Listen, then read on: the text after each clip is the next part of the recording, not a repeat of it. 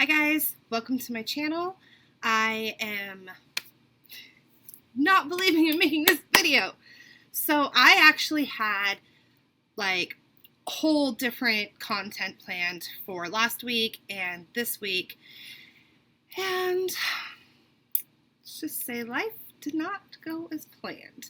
So now I'm here to explain what happened, how I got here, and I guess what's next. So stay tuned for the story.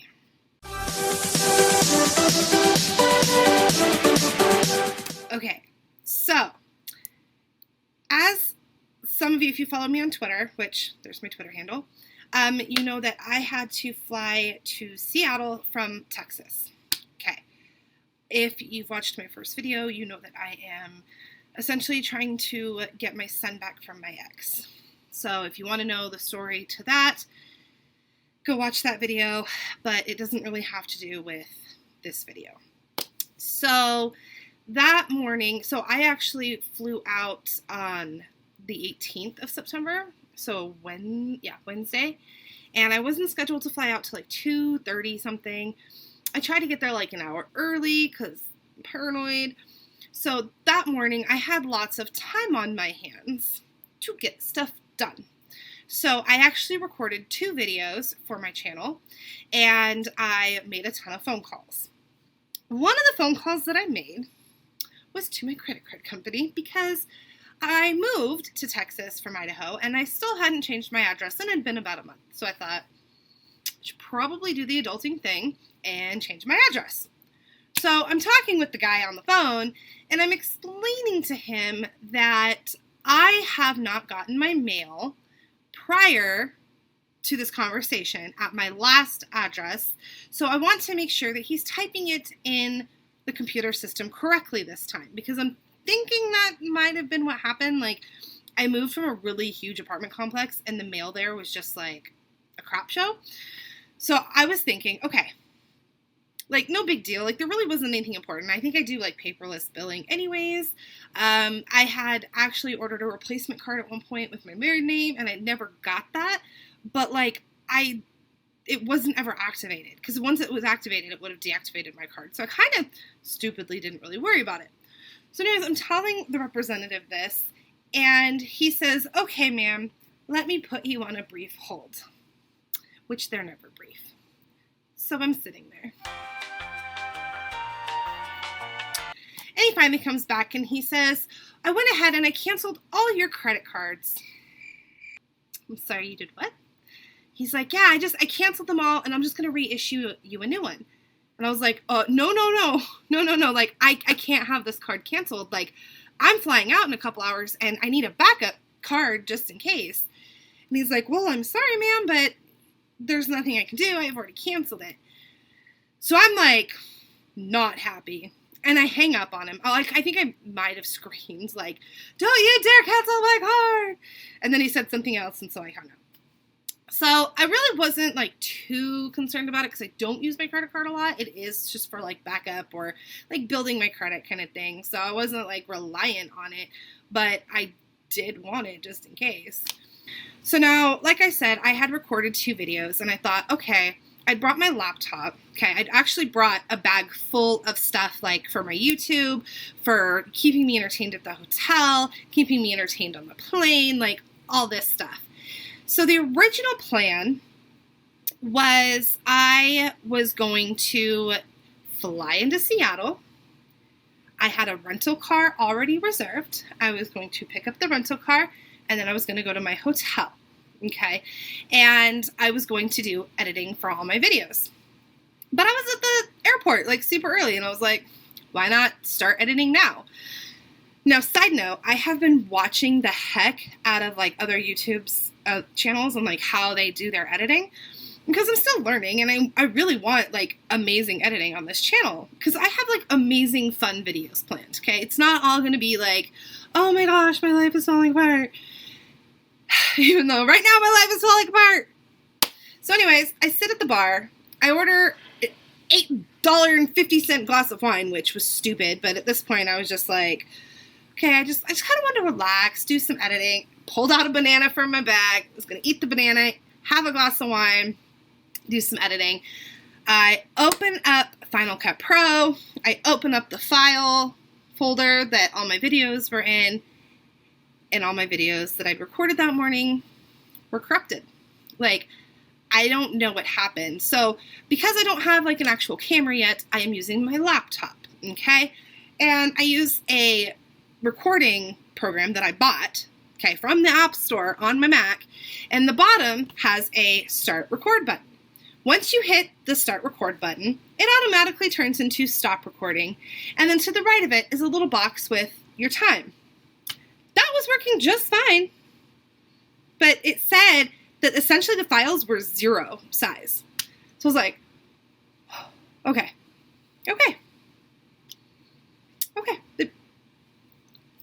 Not a big deal. I will get past this.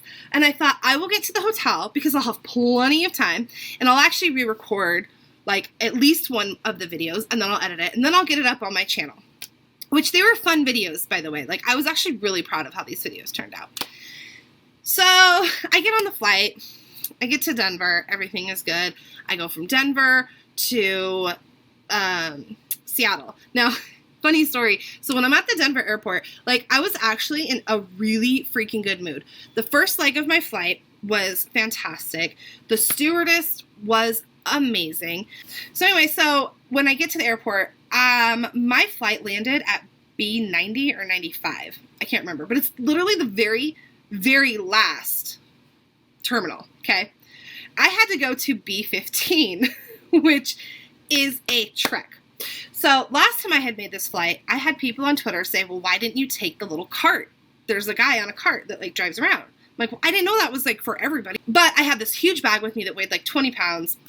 There was no way I was actually going to make my flight.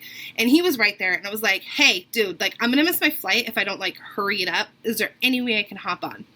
He's like, yeah, sure, but I'm not going all the way there. I'm only going like halfway there. And I was like, done. Like, I'm good. So I hop on, drops me off at like B38, and I book it to B15, get on my flight, no problems. I get into Seattle. Now, here's the thing. Like, when I got on that plane, that second plane in Denver, we actually sat there for an hour in the plane at the gate. And we don't really know why. They said something about the cabin needed to like depressurize or something. It was something about the cabin and the pressure, but I don't remember exactly what he said. But anyway, so I'm sitting there and I'm kind of like bored out of my mind. And this is the longest flight as it is. This is like a almost 4-hour flight, 3-4 hours, something like that. So I'm like, okay, I'm already in this flight for like ever. We're sitting at the gate, whatever. We finally get, in the air. And so we land a little bit later than planned. It was like, I think 45 minutes total by the time we land. I've never rented a car at the airport before, so I was like figuring out like by the seat of my pants what I'm supposed to be doing. So I look at the map. I can't find, this is the funniest thing. I'm standing at the like "you are here" map at the Seattle airport, and I'm trying to find where it says like rental car, like on this map. Well, turns out it's a whole nother separate freaking building. I turn around from where I was standing, and there's this like big sign pointing at an escalator that says rental car shuttle here. I was like, oh, thought I just turned around. I'd have found that. Good to know. So I get down to the shuttle. I wait for the free shuttle, and then I get on my merry way to the rental car agency. I'm so tired, guys. I'm excited to go to my hotel. I had actually packed dinner, so I was like really excited. I was staying in an extended stay that had like a mini kitchen, so I was like ready to cook. I wait 25 minutes in line for the rental car agency. Okay. So it shouldn't have taken that long, period. Like, I used to work for a rental car agency like 10 years ago. There is no way I think there was 4 people ahead of me. It should have taken 25 minutes with between 3 agents that they had. I'm watching these other rental agencies just like boom, boom, boom, boom, boom. And I don't know. So I'm already kind of like tired. I'm hungry. It's been not a bad day, but nobody really loves flying. So I get up to the counter.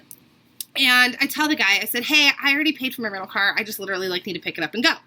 And he's like, okay, what's your name? And I tell him. He pulls it up and he goes, okay, well, give me your credit card. What are you talking about? My credit card? I was like, I already paid for my flight.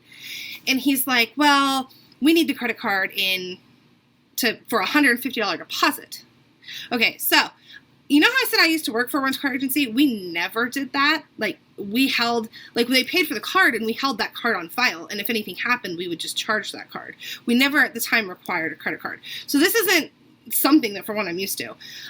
For two, it wasn't in the fine print because I went through a third-party booking because I did my hotel, my rental car, and my flight, like, all in one, which I'll never do again, by the way. And so I was like, that wasn't in the fine print. And then this guy gets so rude to me. And he's like, well, if you would have read the paperwork, it is in there. Excuse me? No. First off, I can read. I'm an adult. I know what I'm doing. I pull out the paperwork and I show him. And I'm like, doesn't say, dude.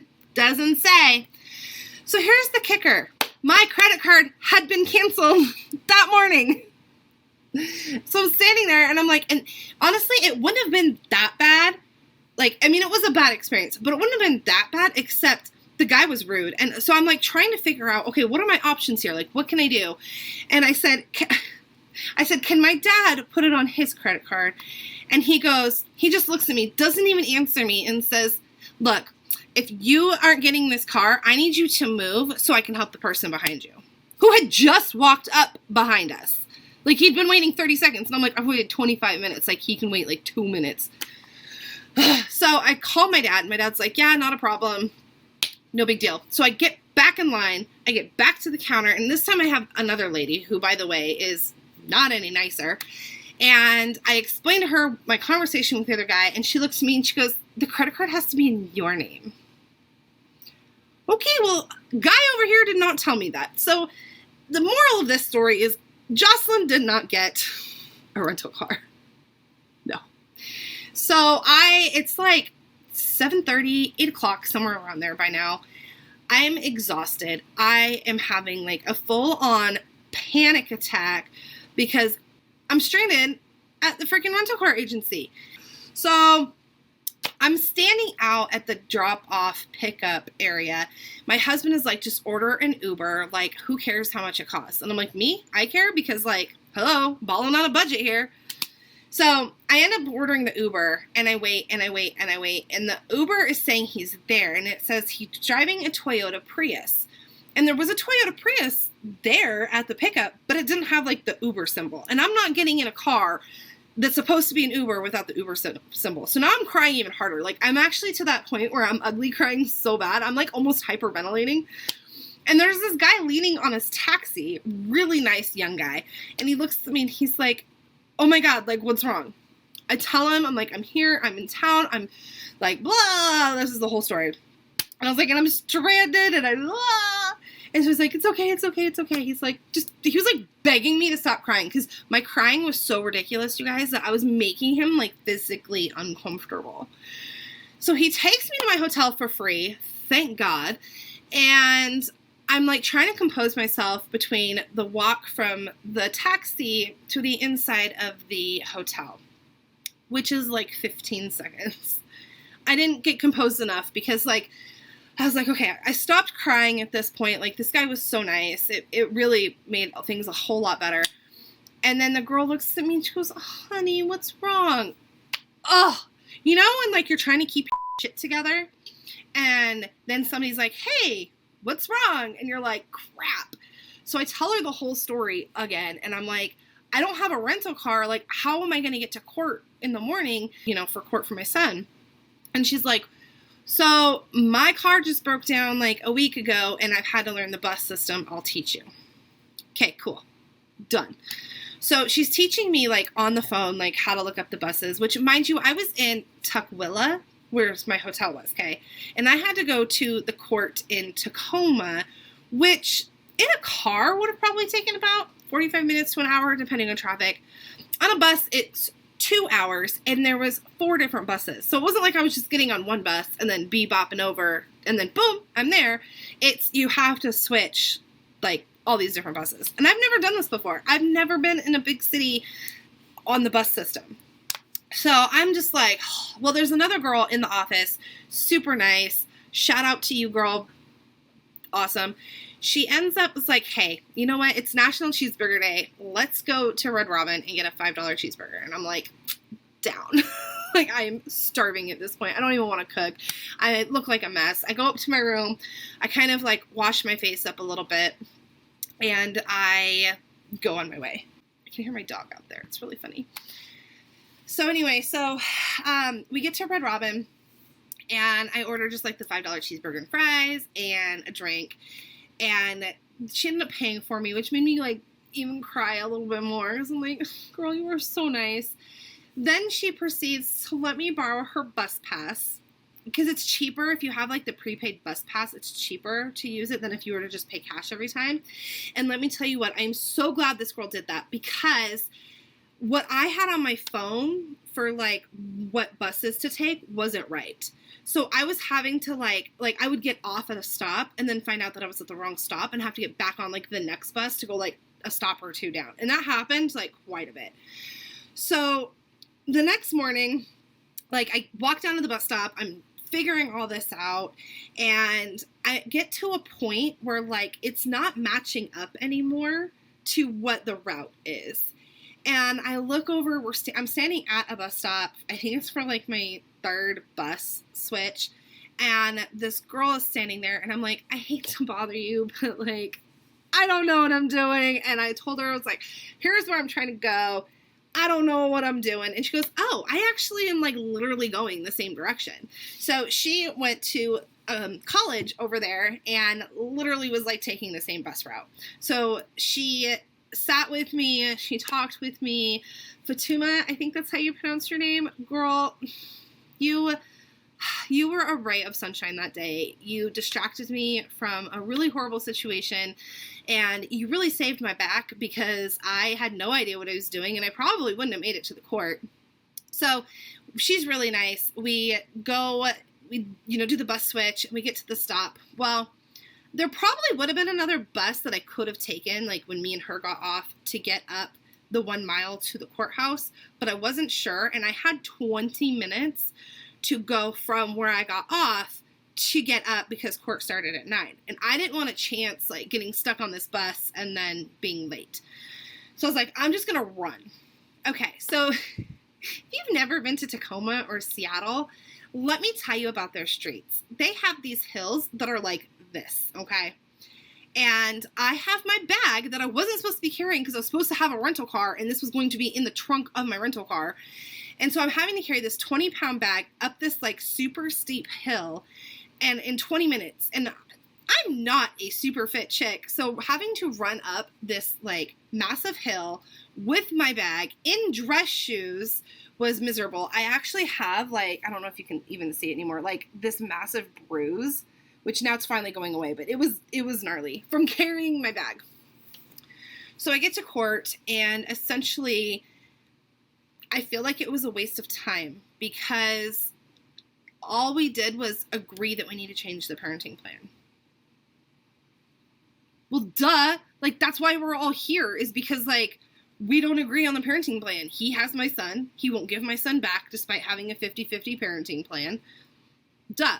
So I'm feeling really defeated at this point, and I'm like, I just want to go home. Like, I'm tired. I'm emotional. I had it in my head that everything was just going to work out, and I was going to, see my son, get my son, and get to come home, and that was not the case. So I hop on a bus. I, walk back down to where I had gotten off, get on a bus, and I'm on my way to the airport. And that one was a little bit easier. I still had, a few hiccups of where, I got off and I wasn't supposed to get off. And then, I didn't know you were supposed to press a button to get off at certain places. So, I missed a stop and had to go flip around. But it's fine. I'm finally, on the very last bus, about 15 minutes out from the airport. And I was going to get there, 3 hours early. And I get an email that says, your flight's been canceled. What? No. So then I'm wondering, was it the third party that I used when I canceled the rental car to get my money back? I'm like, did they accidentally like cancel like the whole thing? Like, I don't know. So I'm like, okay, I'm going to call, which my phone was like almost dead. It was like at 14% at this point from having to use it so much for the bus system. And it said an hour wait. So I was like, well, I'm going to be at the airport before then. I'll just get there. I go up to the desk and the lady looks at me and she's like, are you okay? Okay, y'all need to quit asking me that because every time you ask me that, I start crying again. So I tell her like the big, long, sad story. And I'm like, I'm just trying to get home. Like, I can't be here anymore. My flight's been canceled. And she's like, hold on. So she looks at the thing and she goes, I'm technically not supposed to put you on another airline, but I'm going to because I think she felt really, really bad that my life was a mess. So I'm like, okay, awesome. So I go over, I check in at that airline, get my ticket. I'm in line at TSA. TSA is going like super fast. I'm excited.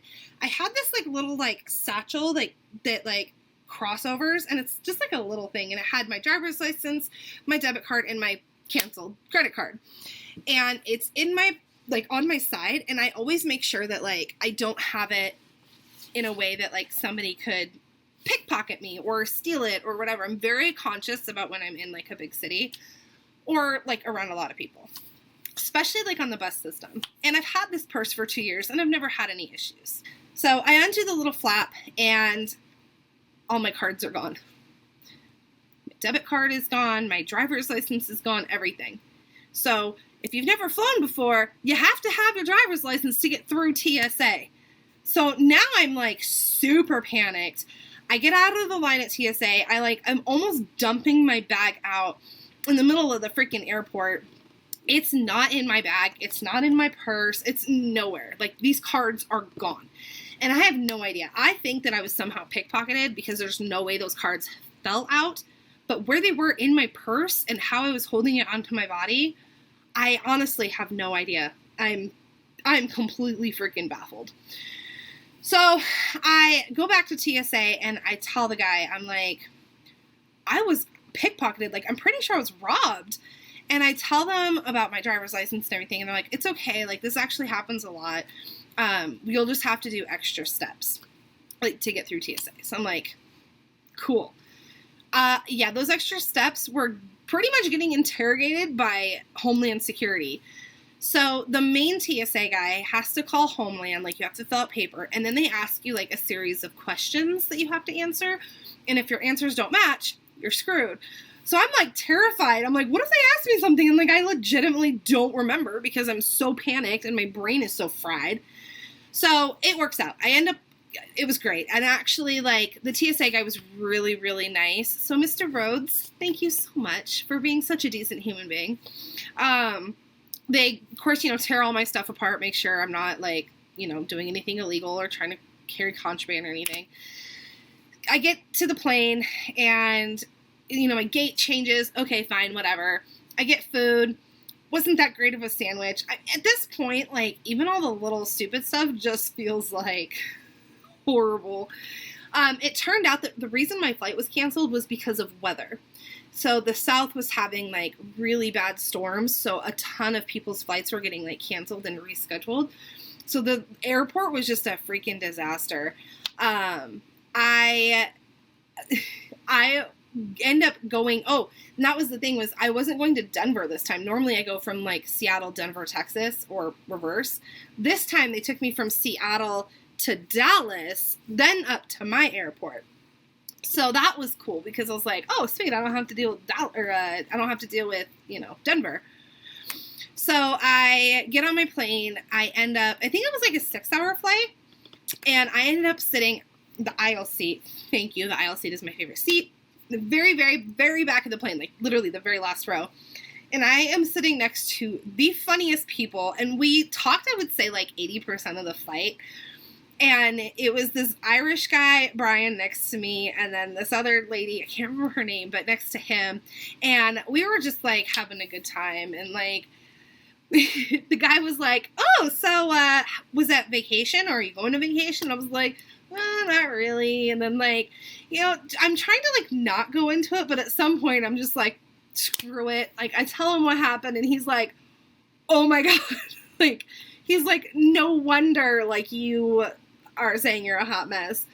So really nice Brian ends up buying me dinner on the plane and a drink, which I was thankful for because I was like, well, at first I was like, no, it's fine. I'll be home soon. And he's like, no, like you haven't even eaten all day. Like you don't even have your debit card. Let me buy you dinner. So he did. He bought me dinner on the plane. It was really sweet. And I get into I get into Dallas and I take that fun lightning rail thing.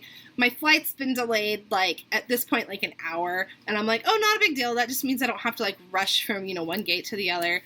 So I get there, and it was supposed to take, like, we were supposed to start boarding at 10.